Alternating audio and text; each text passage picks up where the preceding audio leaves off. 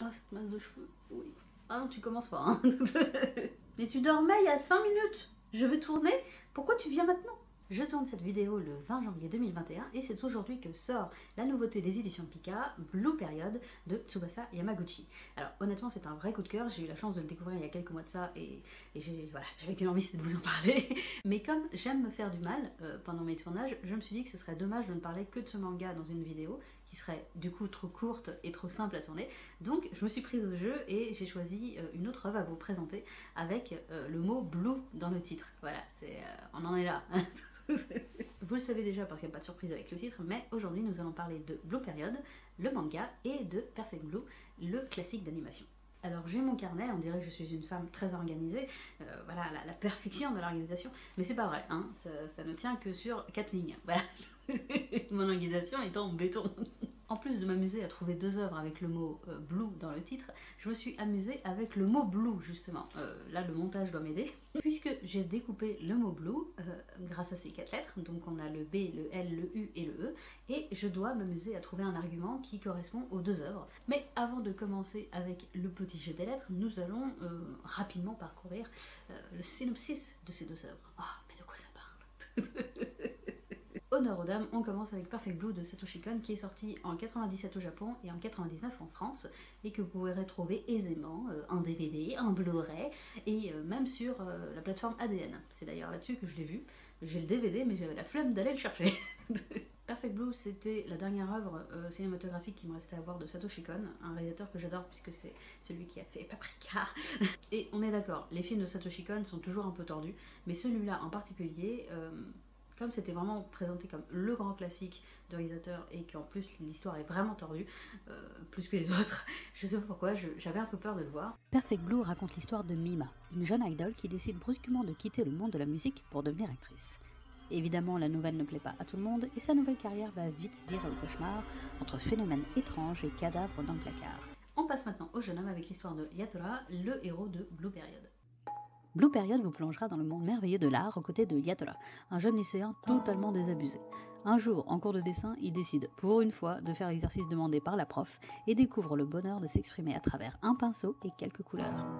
L'expérience va tellement le marquer qu'il va s'inscrire au club d'art de son école, déjà avide d'en découvrir plus. Voilà, maintenant que vous en savez un peu plus, c'est parti pour mon jeu qui n'a toujours pas de nom. La première lettre de Blue, c'est le B et évidemment, j'ai choisi le mot beauté pour décrire les deux œuvres, puisque d'un côté, on a Satoshi Kon. Le style de ce réalisateur me plaît énormément puisque c'est pile le bon équilibre entre manga et réalisme. Au niveau du chara design, on ne peut pas dire que les personnages de Satoshi Kon ne sont pas crédibles. Il y a même assez peu de gens beaux, véritablement, dans les films de Satoshi Kon. Dans Perfect Blue, ça se voit encore plus puisqu'on est dans le monde de l'art, on est dans le monde du cinéma. Donc il y a vraiment les quelques acteurs sur la scène qui irradient de lumière, et encore. Et autour de cette petite lumière, il y a vraiment tous les gens de l'ombre qui sont là, qui banal au possible. Et même Mima, qui est l'héroïne dont on ne peut pas nier le joli minois, la belle plastique, bah, elle n'est pas si extraordinaire que ça. Ce qui fait qu'on a vraiment un lien de proximité avec ces personnes. Et de l'autre côté, il y a toute la beauté du style un peu dingue de Satoshi Kon, avec les décors, avec la couleur, avec l'ambiance, et surtout avec tout le fantastique qui arrive d'une scène à l'autre. C'est pas du fantastique à la Ghibli, il fait qu'il n'y a pas de fleurs, il n'y a pas de pétales ou quoi que ce soit, il n'y a pas des éléments très mignons qui arrivent. Au contraire, c'est un fantastique assez dérangeant, assez glauque, mais même quand l'ambiance est malsaine, il y a toujours une poésie avec ces illusions, ces images très étranges qui arrivent justement à nos yeux. Même si c'est bizarre, même si c'est dérangeant, on peut pas s'empêcher de regarder. Parce que ça attire l'œil, parce que c'est hypnotisant, et c'est pour ça que je trouve les films de Satoshi Kon aussi beaux. Et pour Blue Period, évidemment, comme ça parle d'art, ça parle de beauté. Mais ça parle de beauté subjective, puisque le héros découvre l'art vraiment comme s'il se prenait une porte dans le nez un jour.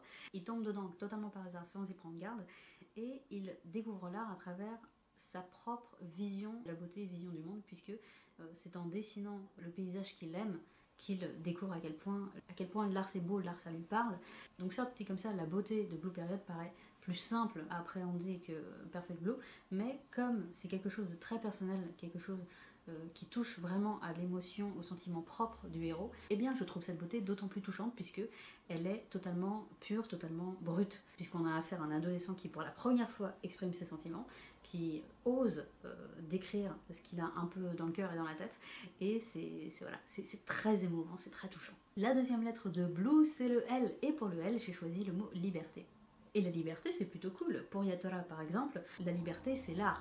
En fait, lui qui est tellement flegmatique, qui ne sait pas du tout quoi faire de sa vie, et qui passe son temps entre vaguement s'amuser et bosser à fond, bah, il n'y a pas vraiment de hobby, il n'y a pas de passion, il vit sa vie, mais vraiment comme s'il était endormi. Et il le dit d'ailleurs plusieurs fois dans le manga, quand il commence à dessiner, quand il découvre la peinture, etc., il se sent vivre, libre de s'amuser en peignant, puisqu'il a le cœur qui bat à fond, il s'active en fait, la machine est en route, et c'est vraiment une liberté qui nous prend à la gorge, et tout d'un coup on a l'impression que tout est possible. Après, on lui remet les pendules à l'heure, hein, évidemment, mais il y a une énergie qui ressort de ce manga. Je suis le nouveau Léonard de Vinci, voilà, c'est à ça que tu penses quand tu finis Blue Period. Dans Perfect Blue, la liberté est à double tranchant. Mima veut quitter son image d'idole, j'en ai marre d'être avec ses froufrous, ses nœuds dans les cheveux et de chanter des chansons gentillettes. C'est pour ça qu'elle veut se tourner vers le métier d'actrice. Mais en contrepartie, elle va devoir y mettre beaucoup du sien, puisqu'elle quitte un monde du spectacle pour un autre monde du spectacle, qui n'est pas plus réjouissant, qui n'est pas plus facile. Et surtout, elle doit troquer son image de petite fille modèle pour une image de femme fatale. Donc oui, dans Perfect Blue, il y a la liberté de choisir son avenir, mais c'est vraiment une liberté de façade. Et justement, on part tout de suite avec la troisième lettre de Blue, qui est le U, et j'ai choisi Univers. On continue avec Perfect Blue, puisque vous le sentez venir, l'univers de Perfect Blue, il est glauquissime au possible. Le monde du spectacle, il a toujours eu cette image de magouille, d'histoire peu reluisante, d'ambiance pas très saine, etc. Mais alors dans Perfect Blue, c'est le pompon. Elle commence sa carrière d'actrice, Mima a un tout petit rôle avec une ligne dans une série policière, et elle finit quand même par jouer dans une scène de viol collectif et par des photos de nus. Niveau changement d'image, c'est quand même super violent. Et sans parler des erreurs de parcours de Mima, l'univers dans lequel elle travaille, dans lequel elle vit H24 est quand même extrêmement glauque. C'est là où il y a les fanatiques, c'est là où tout est bon pour avoir un peu plus de succès, c'est l'un des pires milieux pour avoir une vie privée, donc forcément ça joue beaucoup sur l'ambiance du film et sur l'esprit très fragile de Mima. On retourne dans un côté un peu plus positif avec l'univers dans Blue Period. A priori, on pourrait dire que c'est forcément le même point de vue sur les deux œuvres. On est quand même dans l'art, il est question de travail, il est question de collègues, etc. Mais Blue Period, c'est plus une ouverture justement sur un univers. On a la découverte de cet univers avec l'œil neuf de Yatora. Et on est vraiment avec ce premier tome sur le pas de la porte. On pense deviner tout ce qu'il y a à l'intérieur de cet univers, qui est comme gigantesque, puisque en art, il n'y a pas que la peinture ou le dessin, il y a des tonnes et des tonnes de manières de s'exprimer. Et c'est quelque chose d'extrêmement positif, de beaucoup plus positif effectivement que dans Perfect Blue, mais ça n'en reste pas moins un univers qui est extrêmement positif. Donc au final, il y a peut-être effectivement le même point de vue, mais il y a le penchant positif et le penchant négatif. Et en parlant de compétitivité, j'ai réussi à le prononcer on finit avec la dernière lettre de Blue, qui est le E, et pour le E, j'ai choisi le mot extrême. Avec Blue Period, le lointain appel de la fac. Yatora et ses copains sont quand même en première année, il faut penser à l'avenir, il faut penser à ce qu'on va faire de sa vie plus tard. Et justement, avec ce manga, le garçon va se décider pour une fac d'art. Déjà, quand tu veux faire une fac en France, c'est galère, hein, parce que les listes d'attente, tout ça. Au Japon, c'est la guerre. Hein. Tu veux une place en fac de dessin, il va falloir y mettre ton âme, il faut vendre tes enfants, il faut faire un pacte avec le diable, sans doute, mais c'est extrêmement difficile. C'est un concours très très très redouté par les candidats. Et même si, pour l'instant, au club d'art de Yatora, il n'y a qu'une seule candidate qui est en terminale, on sent toute la pression qu'elle a sur les épaules. Et c'est sans doute pesant pour elle, mais ça l'est aussi pour nous. Pour avoir été dans un parcours artistique au lycée, même si j'ai pas fait d'études d'art après, j'ai passé l'épreuve de bac. Et bon, c'était quand même galère et le stress était bien présent, donc j'imagine assez aisément le cauchemar que doivent vivre ces étudiants. Alors certes, la prof du club d'art est super chouette, elle est drôle, elle est attentive à ses élèves, etc. Mais quand il faut les faire bosser, elle est là. Et on le voit avec un très bon exemple, l'exemple des grandes vacances d'été. Elle les lâche pas, hein. Elle leur donne bien un devoir par jour. Elle leur rappelle bien que l'école et que la salle du club d'art est bien ouverte toutes les vacances. Donc on sent qu'il y a du challenge, qu'il y a du sport. Mais ce qui est vachement bien avec ce manga, c'est que pour le moment, cette compétition est très positive. Alors il y a peut-être des antagonistes qui vont arriver par la suite, je ne savais pas. Mais les élèves ne sont pas poussés à faire des efforts. On leur conseille, on leur dit que s'ils veulent continuer dans cette voie, évidemment, il va falloir y mettre un peu du sien, mais on ne leur rabâche pas, on ne leur met pas le crayon de mine sous la gorge. Donc c'est ça que j'adore, c'est qu'on a que des élèves qui sont motivés. On a des élèves qui ont un peu peur justement de la compétition qui arrive. D'ailleurs pour le coup ils n'ont pas peur de dire qu'ils ont peur, c'est hyper encourageant. On a plusieurs niveaux dans ce club d'art, on a Yatora qui a commencé le dessin il y a 2 mois. Et d'un autre côté, on a la candidate en terminale qui dessine mais comme une déesse, quoi. Donc cette motivation, cet encouragement, ce positivisme, en plus de toutes les petites techniques d'art qui sont dissimulées ça et là dans le manga, c'est tout bénef. Moi j'adore. Et on replonge dans le sale avec Perfect Blue et l'extrême violence de Perfect Blue. Cette vidéo me représente assez bien, puisque d'un côté on a ouais c'est chouette la vie, et de l'autre on a vengeance. Évidemment vous l'avez vu venir à des kilomètres, hein. Vous le sentez venir dès la première lettre du mot blue, mais c'est hyper violent Perfect Blue. Déjà parce que c'est une histoire policière. Je vous l'avais pas dit. Plus que policière, c'est un thriller en fait, c'est un thriller psychologique. Mais ensuite, parce qu'effectivement, qui dit psychologique dit cauchemar, dit hallucination, dit terreur. C'est dérangeant déjà parce que l'univers, on l'a déjà dit, mais le monde du spectacle, c'est pas le monde le plus doux qui soit. Mais ensuite, Mima, elle fait erreur sur erreur.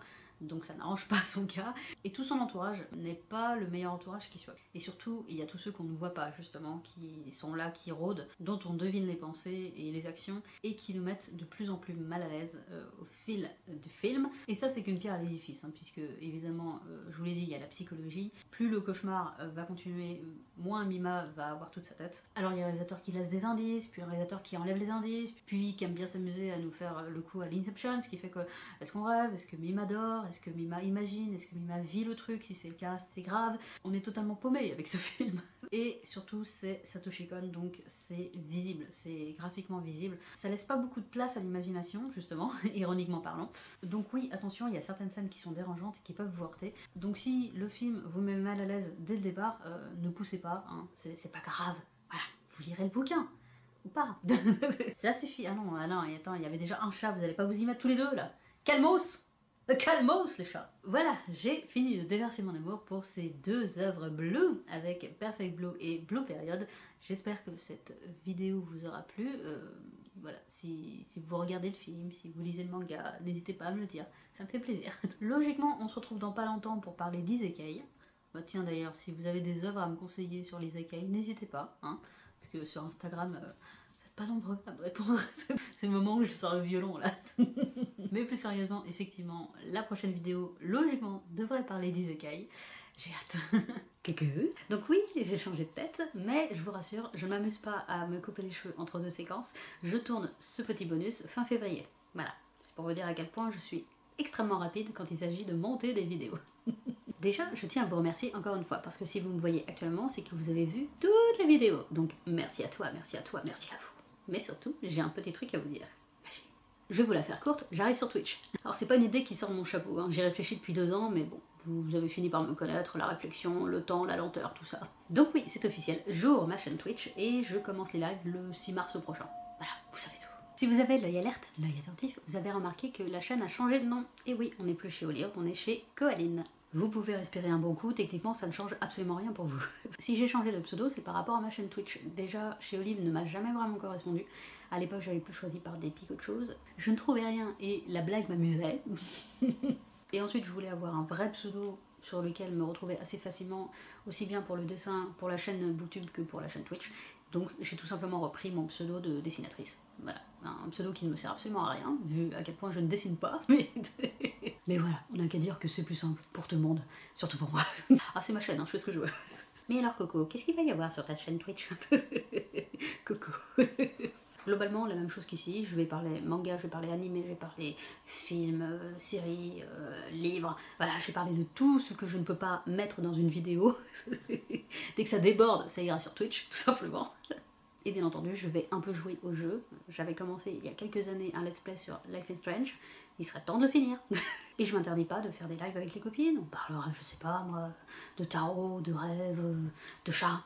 Parce que je sais pas si vous avez remarqué, mais il y en a. Oh oui, il y a des chats dans ma vie. Ah oui, il y a des chats. Donc en définitive, je ne quitte pas Booktube pour Twitch. Il y aura toujours autant de vidéos, en retard. Mais en fait, il y aura plus de contenu, mais ça sera en live. Voilà, donc n'hésitez pas à me suivre.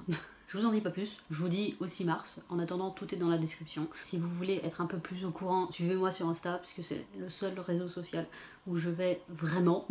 Mais ça me tenait à cœur de vous l'annoncer en vrai, en vidéo. Voilà, c'est concret. Et bah voilà, c'est tout. On se dit à la prochaine. Salut.